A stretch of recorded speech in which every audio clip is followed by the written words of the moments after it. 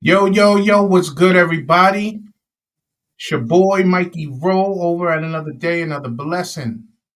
Another day, another blessing. So glad to have you. Yes, today is Christmas. Today is Christmas, everybody. Merry Christmas, Merry Christmas. And hopefully, you guys are enjoying your time. You guys are enjoying time with loved ones. More importantly, hopefully, you staying sober. Got to stay sober for y'all. Listen, stay. Holidays are always tough for us. You know, you want to just chill and have fun, but you gotta stay with just sobriety. That's the most important thing. Well, other than enjoying time with your loved ones, that's important as well. But yes, welcome to another day, another blessing. I got a special guest for you guys today. I've had him on the show one time earlier, but he is a special guest, big inspiration in my life. Known me for a very long time. I want to say, I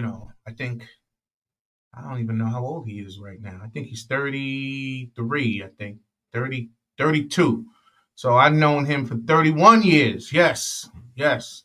But I want to introduce, my brother, man. That he's I gotta say, this is one of the smartest young man I know. Always been into sports. So we're gonna have a little sports session today, and we're gonna combine sports with recovery and all of that. So let's all welcome my brother right here, my brother Big Steph Dog, baby. What's going on, Steph? Thank you for having me, Mike. Appreciate it. It's a pleasure to be here. Oh man, it is always a pleasure to just hang with you. Yo, like we need to tell these folks. This was like we spoke an hour ago, maybe a little more, and say, yo, let's just do something live. Let's just jump on and let's talk it up and just hang out for Christmas, man. Mm-hmm. So right now, for those of you that do know us, we two separate states, right? I moved out of Brooklyn about 3 years ago. God opened the doors for me to come out to Pennsylvania, my family and I, and we got you know doing the work of the Lord. And my brother is out still in Brooklyn holding it down. And you know, this year we're not doing Christmas. We didn't go out to Brooklyn and fellowship with the family and loved ones and stuff. But it's still a blessing. Modern technology, we can call, Zoom, video, all that stuff. So I'm glad we get to do this, right, Steph? For sure, man. The pleasure's all mine being able to do this with you. And on a day like Christmas, it's a beautiful thing. So I'm happy to Well, you be know here. what? Right now, what time is it? It is 3:30 almost. So let's start off by talking about your boys that just got off television. Let's talk about them New York Knicks, baby. What? um, Any? Just go, take the lead. Let's talk Knicks. so Christmas. so I watched this game today, and there's always it's always special when there's a game at MSG, and um, the vibe is always very festive and things like that. But this Christmas game felt different to me for a few reasons. I'll keep it short and brief.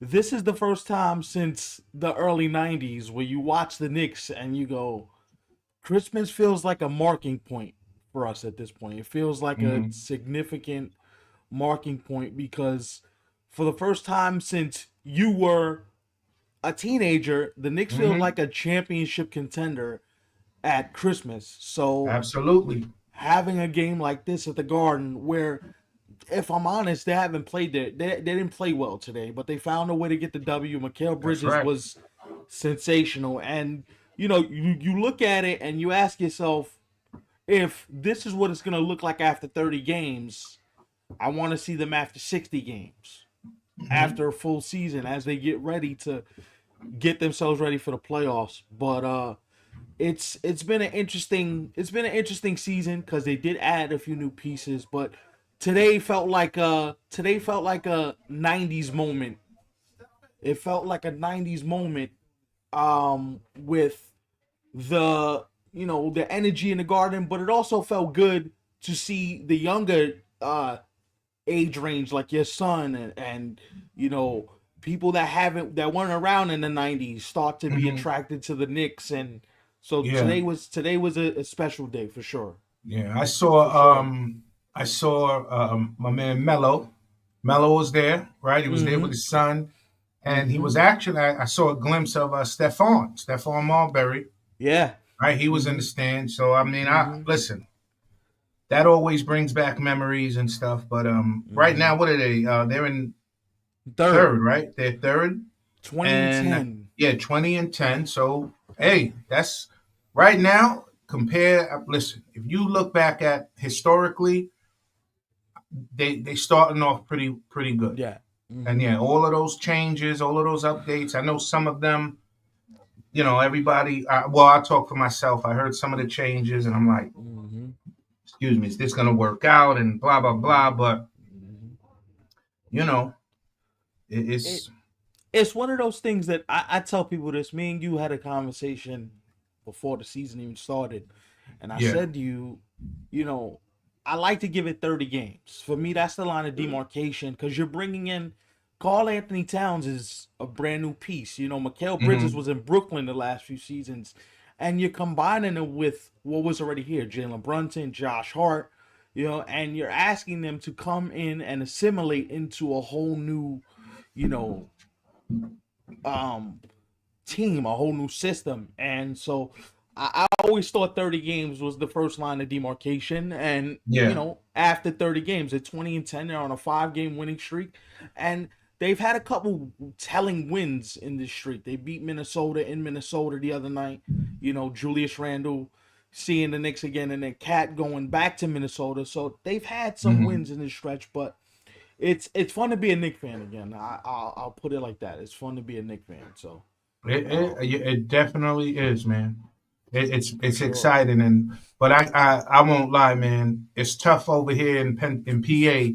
I don't get the Nick. I don't get none of those New York channels, man. None of those New York games, unless it's like we just had today, Christmas Christmas, yeah. and Mm-hmm. anything. But and no matter what, man. I listen. I don't listen. If you got it, you got it. Some of y'all folks, y'all got all those extra channels or extra Yeah.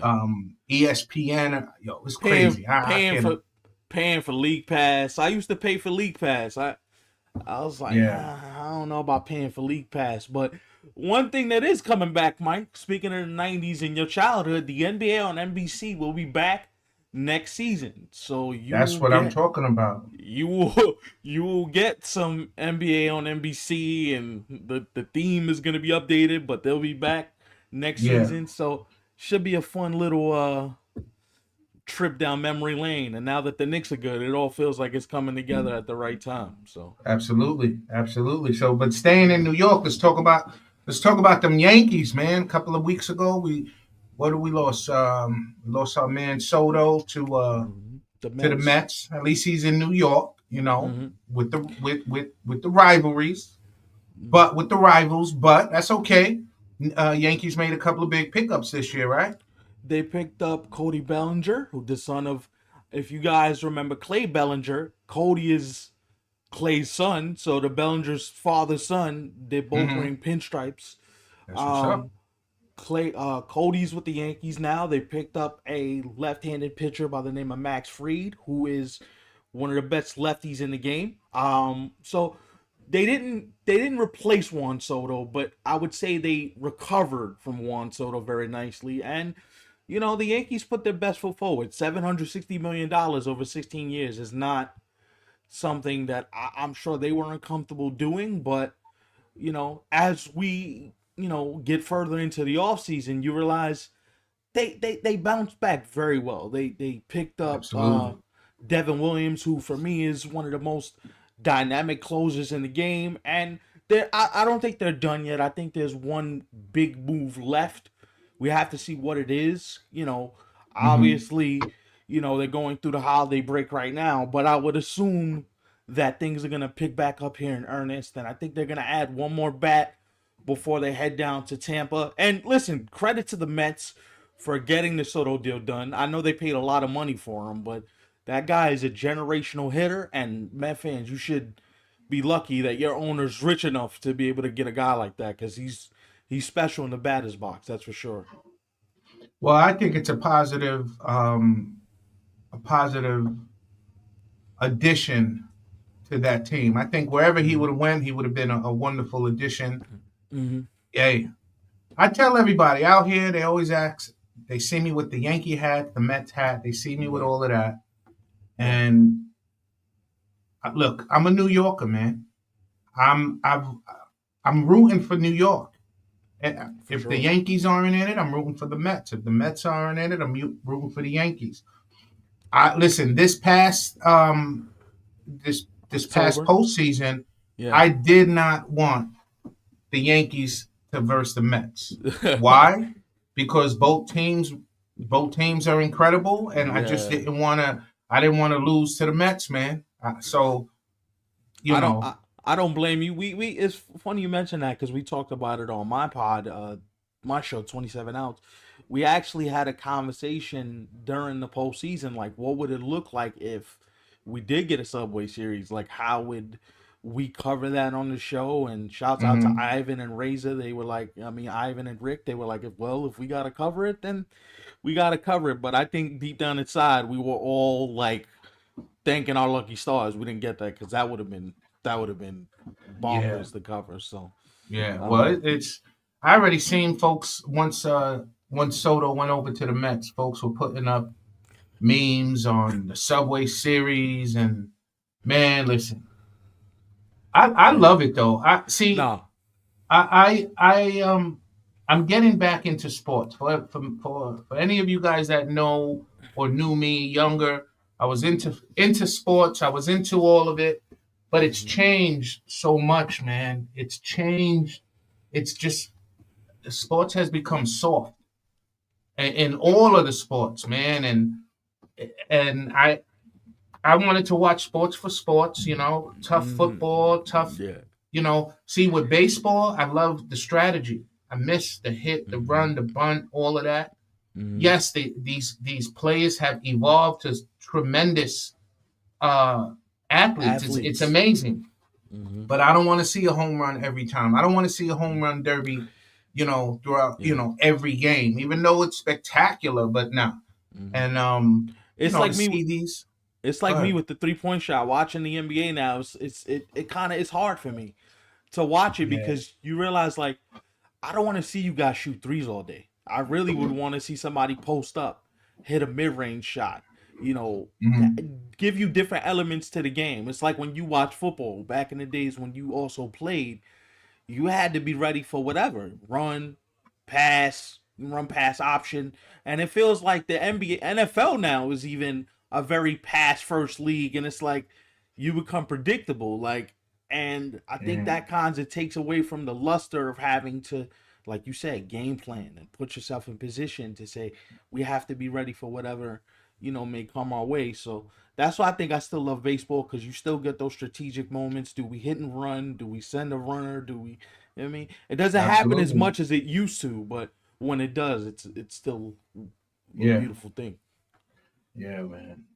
But one of the things, like sports, yo, though, how can I say this, man? Reflecting. So your show is about sports. I love it. I love the intake. I love the information.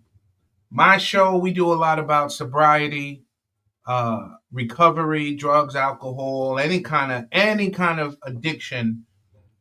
It's discussed on this platform that we have over here at another day, another blessing. But Mm-hmm. let's combine it, man. Let's talk about this real quick. Um, like, how can I let's I call it the recovery playbook, man. Mm-hmm. Sports teaches us sports. How can I say this the right way? Sports teaches us lessons that go far beyond this game, man. Lessons about teamwork, Mm-hmm. lessons Mm-hmm. about discipline, about resilience. For You sure. know, all of you that are listening, man, I don't care whether you're on your journey to sobriety or whether you're just trying to strengthen your family, you're trying to just overcome whatever life's challenges are out there, man, the game plan for success is strikingly similar to the um the lessons that sports teaches us, man. And it's Mm. like we got to gear up every day. Every day is a game, every Mm-hmm. day. Um, but listen, there's you know family and recovery is Mm-hmm. teamwork. It's teamwork. For And sure. so reflecting on all of these, you look at all of these teams and it's one goal. Like in any one of these sports, there's no one individual wins alone, man. Nah, for sure. You need a team. And You, that's why the beautiful thing about your journey is you have your team. Your family is your team. You know, you have your absolutely. brothers, your wife, your children. And it's kind of what we tell everybody over here, which is, you know, 27 ounces is a show that I'm a part of, but my brothers on my team, Ivan and Rick and everybody that helps us along the way, even, you may give me advice, or, Angelo, our older brother, may give me some advice. So it's always, it takes a unit to do what, we're trying to do. What's the saying? It takes a village. Village, So yeah. I think that this is a microcosm of it takes a village, and the same thing with sobriety. It takes a village to Yeah, know. Listen, I need help. I need to get right. I need definitely. my family, my friends, and my loved You need ones. that Like, support. That support right. is the team. Even the greatest players, Tom Brady, LeBron James, what's Serena Williams, great Mm, player. mm-hmm. They depend on their teammates, their For coaches. sure. They depend on the support systems they have.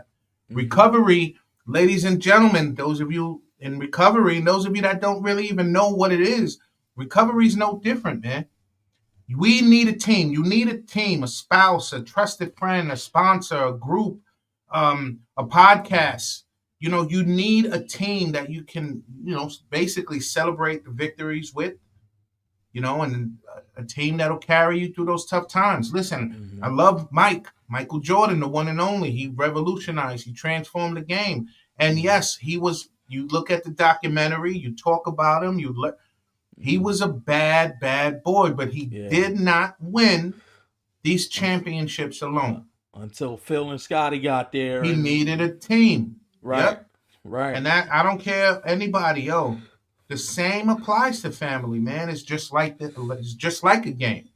Every family member has a role to play, man. So You know? let me ask you this question, Mike, because it's funny you mentioned this, and I always wanted to ask you this: is do you feel like at this point, at any point during recovery, what's the when is the hardest part to reach out to family, or when do you feel like I want to reach out, but I don't know if this is the right time, or if this is the right space to say what I'm feeling at this point. Because a lot of people say, I want to reach out to my family. I just don't know how to for them to accept what I'm going through, or for them to hear what I'm going through. Like, if you had to give them any words of like wisdom, what would be the time to reach out to family, or when is the time, or is there even a perfect time? You know what I'm saying? Like, There's never a perfect time. There's one thing that folks have to overcome, and mm, that's shame. That's mm, embarrassment. That's what are they going to say and what are they going to think about me? How can I admit that I'm going through this? mm, We lie to ourselves. We lie to ourselves as addicts, as just individuals. We lie mm, to ourselves. And then when we believe the lie, oh mm, man, I'm embarrassed to tell my loved ones this because they're going to look at me a certain way. mm, I'm embarrassed. I can't tell this one that I struggle with. You know what? Look, everybody knows I keep it open. I keep it 100%. Addiction is addiction. I've struggled with alcohol in my life. Let's talk about pornography. Let's mm, talk about pornography. That's an addiction. Someone mm, dealing with pornography, they can't speak to someone and not feel shameful, not feel mm, embarrassed. But they don't realize, these folks don't realize, we don't realize as a people that, yo, we all struggle with something. for sure. So there's this, what it's easier to communicate with a loved one when you're able to overcome the mental lie, the mental belief that people are gonna look at you different. That people, there are some people, family members, loved ones that know you, they want to help. They Hmm. just don't know how to help. Yeah. If a loved one has never been through an addiction, that has never dealt with it, they don't know what to do. Mhm. So how are they gonna be able to have that conversation if you yourself are ashamed to talk about it? That's a So great point. listen, I'm very transparent. I think that's why my journey has been so great because I keep it 100%. I'll tell anybody anything that that I'm going through. Right. I Yeah. don't even have to know you, but 5-10 minutes, and I'm telling you what the struggle is. It Right. just makes it easier for me to deal with life.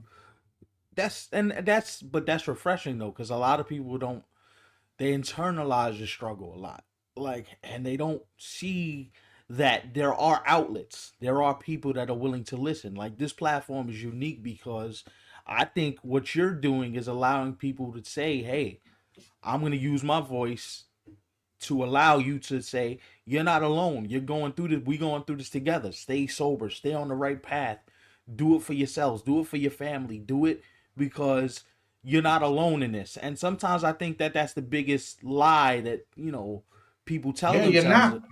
is I'm alone, I don't have anybody to go through this with.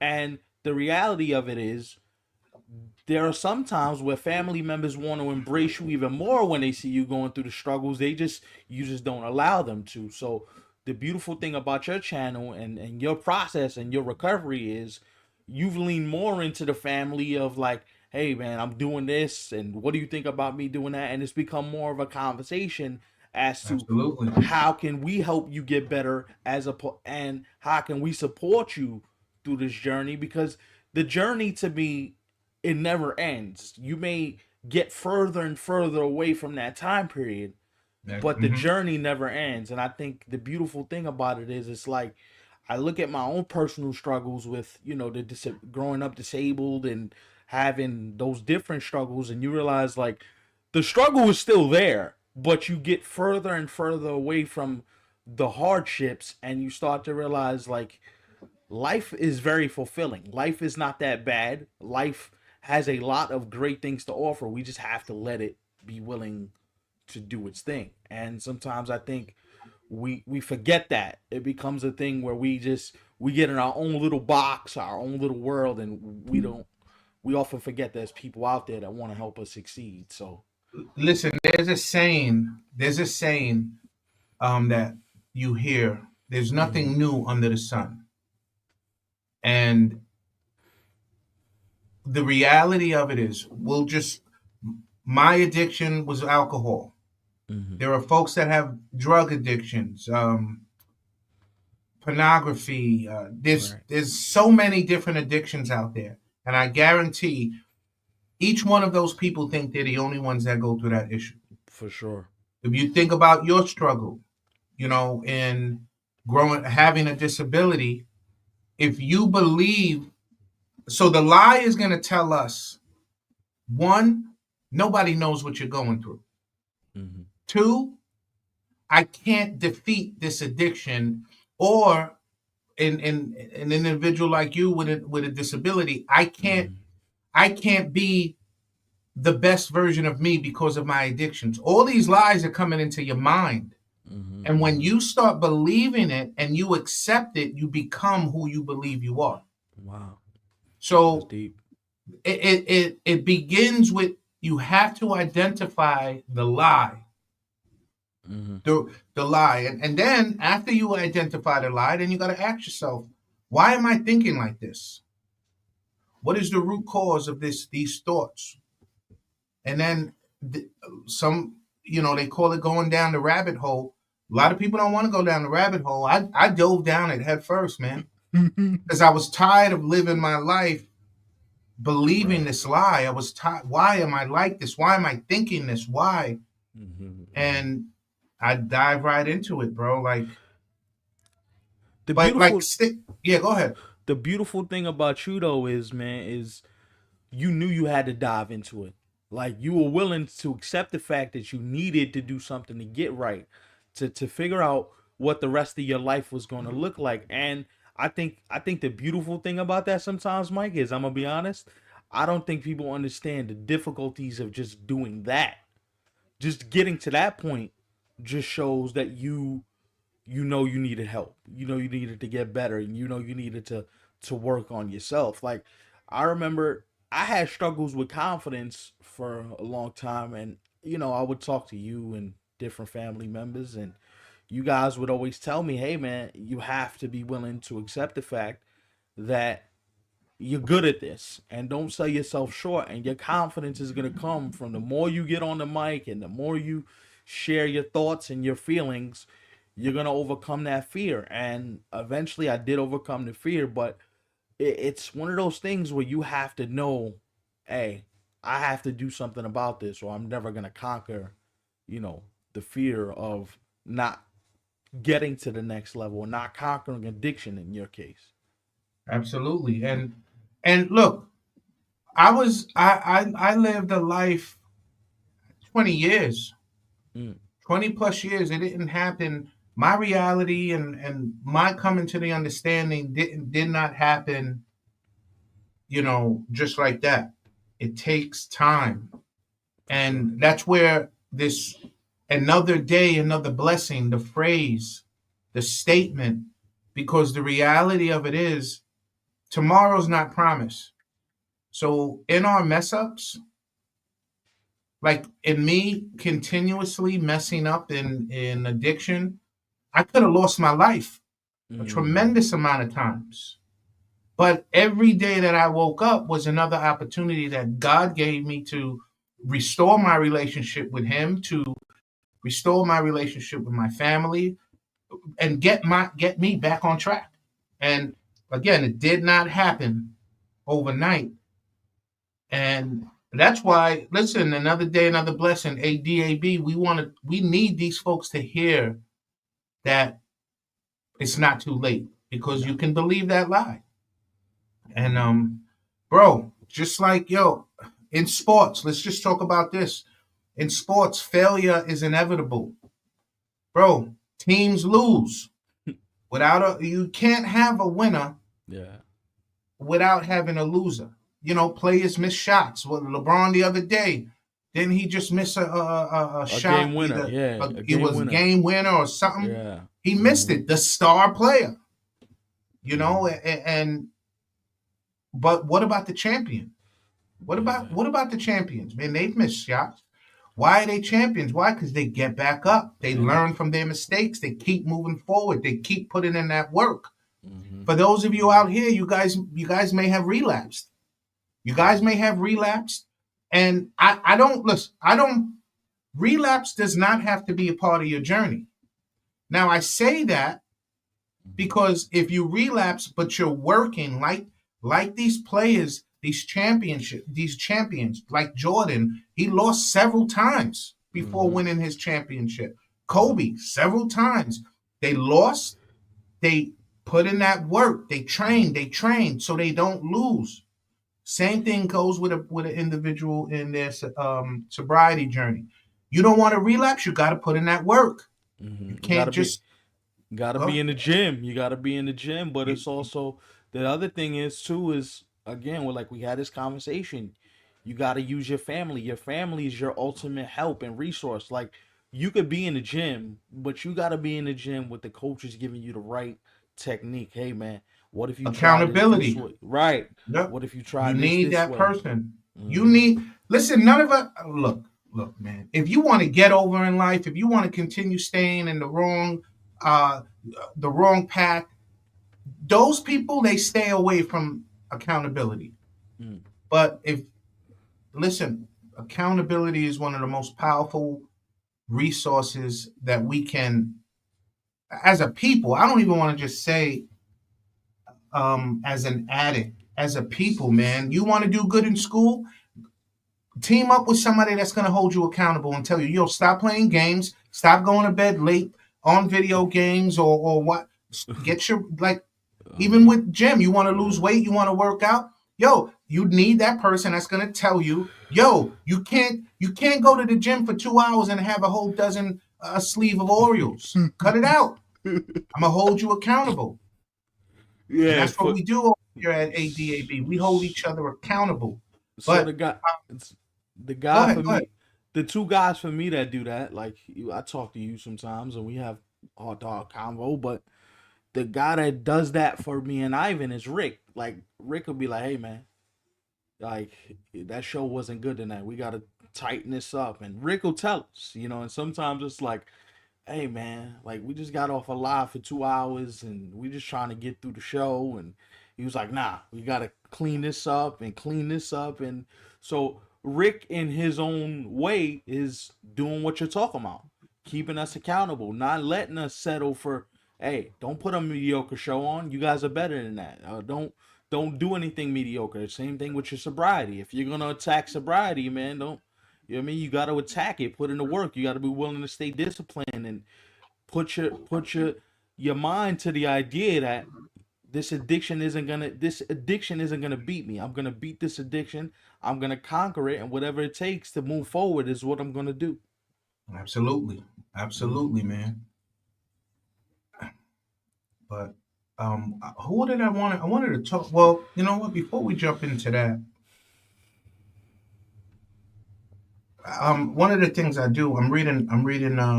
Shout out to my boy Rich Man Sebo, Richie. It's been Yeah. a long time since I got to see Rich man. It's been a lot of years. He's one of my closest friends back when we were young kids, man. I thought, it's crazy when we think about our childhood, the friends that we had. I thought we were gonna be like close forever, For But life, yeah. of course, we move on, and I see he's been blessed with a wonderful family. I check. I gotta say, thank God for Facebook, man. And I have Instagram. to say, I'm not in Instagram though, so because I'm not one of those. I'm definitely not one of those that I don't know much about the social media. I'm just getting into it to promote Right. another day, another blessing, and the coaching business and stuff. But Right. I get to see family, and we get to see um, each other, and it's good to see. Rich, you remember those wrestling days, bro? When we used to wrestle? Yep. Oh man. And shout out to Rich, man, because he pursued that goal, that dream. He was in he, the he wrestling was business about a for good 20 some years. He time. was he was Well, doing I don't know all the details. And Rich, forgive me if I'm giving any bad info, but I do know that he pursued the yeah. wrestling, the dream, and that was awesome to see him. So, Shouts um, out to the whole Mancebo clan, man. Santino too, still yeah, doing his thing with the production side. So shout I out to need to. him. Hey, Santino, you out there? You see this, man? I need to holler at you. I need some beats. I need some beats for the content, man. Check it out. I'm gonna get a hold of you. When I'm done with this show, I'm gonna reach out to you. Yeah, I believe I have him on Facebook, but yeah, if not, I'll get a hold of you, Rich. for But sure. Yeah, yeah, getting back on this, in recovery and in life, man, setbacks are gonna definitely happen. Listen, maybe it's relapse. All of you that are listening, maybe it's a broken relationship. Maybe it's just a bad day. It, we're not going to be able to avoid failure. no, Failure is going to come. It's about how we respond to it, man. And we got to remember that recovery is not perfection. Ladies and gentlemen that are listening, recovery is not perfection, man. It's about progress. All right. When you stumble, you can't beat yourself up. Every time I stumbled and I beat myself up, I just stumbled for a very long time. It kept me down and out. I had to learn the lesson, man. I had to reset my focus and I had to take the next steps. No matter how I took those steps, just crawling, I moved forward. But um, I was thinking, many athletes, talking about sports, there are some athletes that they've used their battle with addiction to inspire others, man. I know there was a gentleman. He's actually an advocate for substance abuse. I believe his name is Chris Herren, Herren. I'm not sure if you know him. He's a former NBA player who he struggled with substance abuse throughout his mm, career. And I do know after hitting rock bottom, I know he dedicated his life to sobriety, and he shares his story. I've heard a couple of some of his stories briefly, but what's the other guy? Andre Agassi. I don't know if you see. The This is a tennis player. side. Yeah, you may not know, Yeah. but he admitted a drug use during his Yeah. tennis career. He had he was addicted to opioids when he was playing Yeah, tennis. Yeah. yeah, and he's another one. He turned his life around. He became one of the most respected figures in sports. My man, LT Lawrence Taylor, he was always on something. He was a beast on the field, but hey, he was always on something. And unfortunately, we used their life and how awesome they were on the sport, On the on the field. arena, on the field. Hmm. And then, you have some young future sports player wanting to be like them, and they don't see the dangers of substance abuse, man. Yeah, man. But LT was heavy in it. And one of the things we got, these stories remind us that it's never too late to rewrite our stories, man. For Like sure, man. like all of these athletes, man, you can come back. You can definitely come back. And two that I know you know them. Being Hmm. being in the sports game like you are, I definitely know the two. Let's talk about two baseball legends who faced some of the toughest battles off the field. They both played for New York, both teams. Hmm. That's Hmm. Darryl Strawberry and Doc Gooden, man. Hmm. Now, some of y'all youngsters that are out there, y'all may not know. It's hard to not know who they are, but they were legends on the baseball field. But both so quick rundown of who they were. Both of these guys um they were big, huge pieces of the puzzle in the 1986 Met team. All right, they were a team pretty much known for a wild success on the diamond. Right, Yeah. that year in 1986, um, it was a wild, wonderful, crazy year for the Mets. Of course. Yeah. But it was also wild, crazy off the field Yeah. for those two. Yeah. And Darryl Strawberry, what was he? Was he a 7 time? No, Darryl Strawberry I was could an 8 time All Star. 8-time All Star. Wow. I think he was an 8 time All Star. Let's look this up. Hold on. Let's look this up just to be safe. Yeah, I'm pretty certain he was 8 times. And while you look that up, he was without a shadow of a doubt, my man was one of the most gifted hitters. Oh my goodness. He was That's one of the so most beautiful. gifted hitters of his time. Yes, he was a 8-time All Star. You had that correct. One, two, three. Yep. He made the All Star game. He made the All Star team 8 times. Now think about this. Wow. He made it 8 times, right? And you could say the majority of the times he made it, he was addicted to substance abuse and Yep. alcohol. So Yep. And that's where I know a lot of stuff like steroids are frowned upon, right? At the same time, if you're using any kind of substance, right, I hate to say this, you still got to be able to hit that ball at 90, 95 miles an hour. yeah, man. How Like, many? How, I'm gonna be an like advocate. I'm gonna be the guy that says this. Can we put the steroid users in the Hall of Fame? Like, I can listen. You listen. You're using a substance, right? And I don't care what anybody says. That substance is not helping them hit the ball? watch 100-mile-an-hour fastball. Yeah, You gotta have some talent. You gotta have some yeah, ability. Like I'm sorry. I just and again, some people say, yeah, it's used to enhance. All right. Hey, listen, Barry Bonds, yeah, he was skinny as a stick. And then when he blew up and he was beast mode, like yeah, okay, that's what I know. Um, steroids to do. I see that's the little knowledge that I know about steroids. But Right. I didn't know that it caused people to swing the bat, their vision to be locked in. Yeah, no. I didn't know. I don't know. I'm just. Because before Barry even used steroids, you gotta understand Barry was awesome when he was in Pittsburgh. Like people just look at Barry. Oh, Barry Bonds, this hulking home run hitter, hit 755 homers or whatever he hit.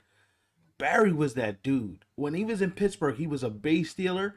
He had multiple times where you looked at this guy as the best player in the game. And look, steroids, I get it. You want to frown upon it, cool. But steroids does not allow you to play at the top of your game and do it at a high level. Those that do it at a high level, you can't teach that level of hand-eye coordination. You can't teach that level of, persistence to the craft. Now, steroids may get you on the field faster because it allows your body to recuperate, heal.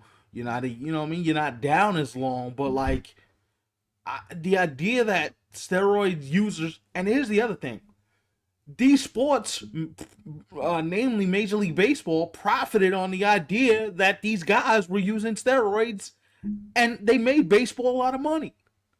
That's the other thing. Well, there's always going to be another side of it that people like. Folks knew that they were using. Right. But nobody helped them out because why? They were reaping the benefits of those players using. Right now, you think about it. There are some substances that people were using to help against pain. These players, they play a constant schedule. They're grinding. They're not getting sleep. They're traveling, so they need a lifter.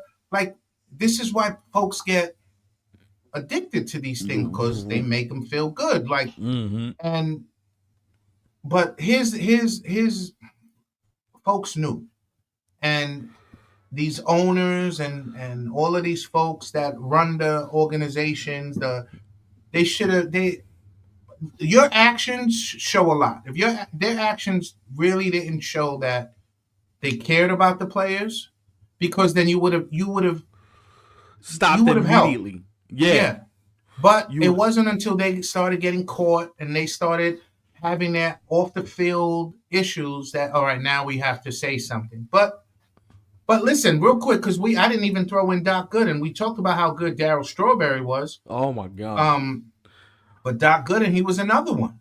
Speaking of Doc, let's just throw Doc Gooden on the screen, man. Like, yeah. What do you got any clips of them? Yeah, we got some clips right here. Let's throw some. You play Doc something screen, because my goodness, like, you want to. Who you got? I think you got Darryl up there. Oh, there you go. Like, you want to talk about a guy that had a little bit of everything on the mound, and young Doc Gooden was no joke, man. You want to talk about a guy that was no joke and had the ability to do everything on a mound. That was him. That was Doc. And look at that. Oh my goodness. And here's the thing, right? We talk about Doc Gooden as this great pitcher. We talk about him in '86. I would say his best year, Google this, kids. In 1985, he went 20-3. So the year before they won the championship, he won the Cy Young. And a lot of people remember '86, but '86, the first half of '86, or the majority of the first half, he came back from a substance abuse issue. So he missed the first couple of months of the '86 season, rounded into shape, and pitched well. And the story that is really, really punctuates this for me is right after they won the championship, he spent a couple days, in the housing projects, getting high. I don't know if you saw this, but there was a documentary about him and Darryl. And I vaguely remember. I did watch. This was a couple of years back. Couple years ago. He says, I was watching the parade and I was up all night and he was doing every drug under the sun. And he says, by the time I looked at the clock, it said 7:00. He said, I'm going to sniff one more line, I'm going to drink one more beer, and I'm leaving. He never made it to the parade, Mike. And till this day, he says that's one of the biggest regrets of his life. Yeah. Hey, that's drugs and alcohol. That's substance abuse. That's believing the lies. Oh, I'm gonna just do one more, then you're done. But Yeah. And he listen. Go ahead. and the thing is, it's like you wonder, like you mentioned LT earlier, like we mentioned Doc Good, we mentioned Daryl Strawberry. You wonder what it would have been like if they never dabbing in those little things and they said, "Yo, I'm gonna keep my head straight and I'm gonna just play baseball and I'm gonna go be the best player I can be." You wonder how good they could have been if they just they didn't fall into those traps of being heavily addicted to things and just let their natural gifts take over. You wonder what it And could have been like. I mean, if you think about it, behind all of that glory that they had, they both struggled deeply with addiction, man. For sure. Daryl Strawberry, Daryl's with drugs and alcohol, Doc with the substance abuse, and I mean, it led to multiple suspensions and arrests. Hmm. And at that time, their careers and personal lives seemed like they hit rock bottom.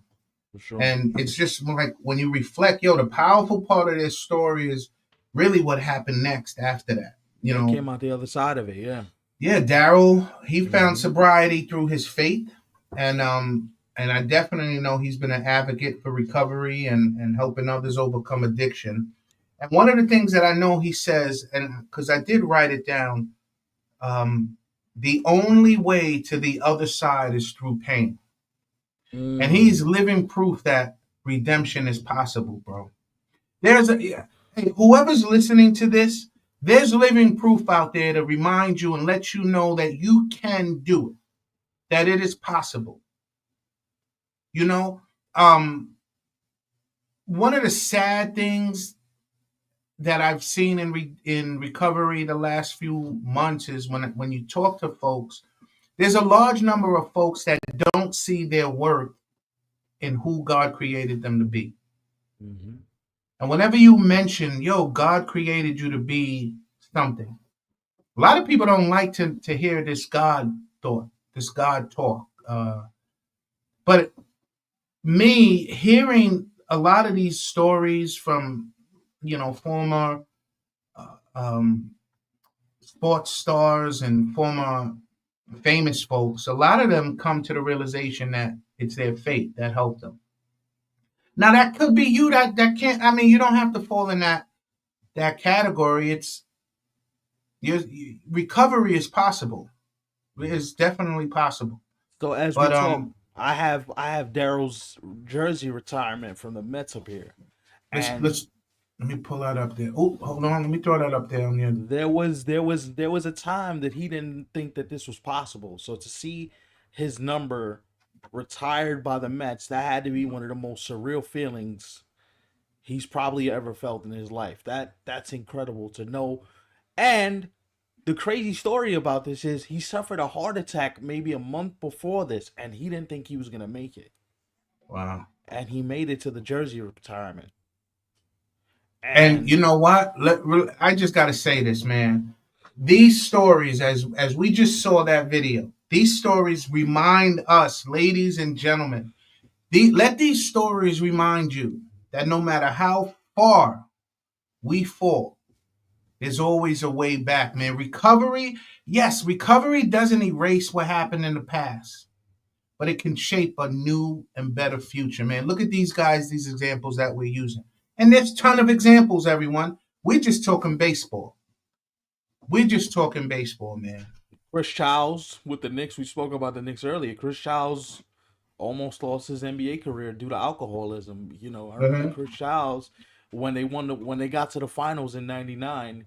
He was off to the other side in the other room because he didn't want to be sprayed with champagne because he didn't want to be tempted with the idea of drinking again. Chris Mullin, same thing.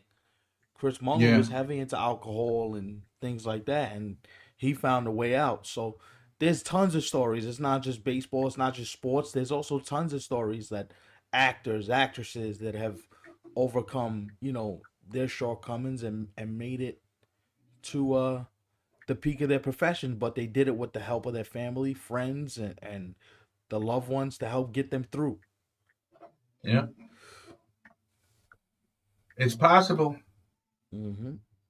It's possible. But listen, man, I'm surprised, man. Time flew. We've been on here. We're going on. coming up on an hour. I'm thinking it's about 10, 15 minutes. You see, everybody, we just hanging for the holidays. Ain't no topic, just hanging with my brother right there, Stefan. Hey, tell us real quick before we close up. Just tell us how we looking at your show, your podcast, your schedule. What's the plans? Anything? So there's a ton of content up right now. You can find us at 27 Ounce 3 Clips on YouTube. But what I will do, Mike, is I'll send you the link so you can put the link, you can insert it somewhere in the video, or you can put it on your Instagram. So we're also on Instagram at 27 Ounce 3C on Instagram. So you can follow us there. There is some new content coming. There is a live watch along of classic games. Since we figure there's no actual games being played, we're gonna take it back to 1999, and we're gonna do the Grand Slam single by Robin Ventura. He actually nice. We actually hit a Grand Slam, but it only counts as a single because he couldn't round the bases.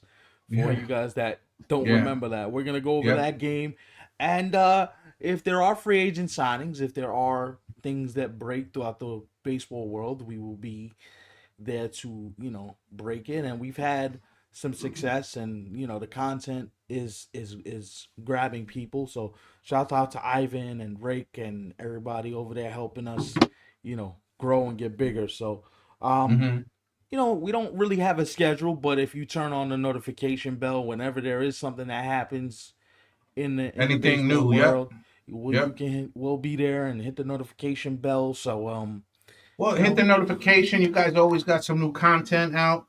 Yeah. So you're always available. Facebook, right? Facebook, YouTube, all of those platforms. We're not on Facebook at the moment. We're only on Instagram and YouTube, but at some point during the season, we're gonna make a Twitter account and probably do something, not a Facebook account, but we'll probably do something where we do a couple Facebook lives so you guys can see what we're building over there. So always growing, always evolving, much like this channel here, and it's a day by day thing, bro. So absolutely, bear with us, everybody. We're gonna listen one day at a time. One day at a time. That's it. Yeah. That's why we can stand here and say another day, another blessing.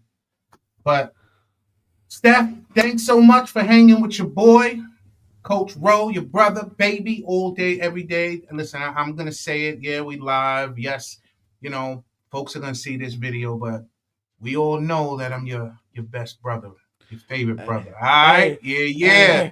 I'm not doing I'm sorry, but it is what it is. But all right, listen. As we wrap up today, listen, I want everyone that took the time to watch this video, that hung out with us live. I want you to remember this, man. Life, just like sports, is a game of perseverance, man. No matter how many times you fall, what matters is how many times you get back up. Darryl Strawberry, Doc Gooden, and so many others have shown us that setbacks don't define us. Our comebacks do. Recovery, whether from addiction, trauma, or any struggle, it's a process. And it's not about being perfect. It's about making progress. One day, one decision, one step at a time. Everyone, listen, ladies and gentlemen, you have the power to rewrite your story, to build a life filled with purpose, and to be a source of inspiration for others. There are people depending and looking at what you're doing, and how do you get back from something that you've been through. And you have to remember this. You're not alone. You're not alone. You're a part of a team. Whether it's your family, like my brother Stefan right here, whether it's friends, whatever community, you need to lean on them, trust the process, and never forget the strength that you have within you. You are capable of greatness. Ladies and gentlemen, you're capable of greatness, no matter how broken you might feel right now. I've been there. Every day that you choose to show up is victory. Every time you take a step forward, you're proving to yourself that you are worth the work. So please don't stop fighting. Keep fighting. Keep growing. Keep believing, because the best is yet to come. I'm rooting for you. My brother's rooting for you. Another day, another blessing. We are here rooting for you. We are all rooting for you. All right. Now we want you to go out there and play to win. You've got this. You've got this. All right. On behalf of Another Day, Another Blessing, Coach Rowe, my brother Stephen, Merry Christmas and Happy Holidays. Yeah, for sure. And stay strong, man. Stay strong. And we'll see you next time on Another Day, Another Blessing. All right? Peace.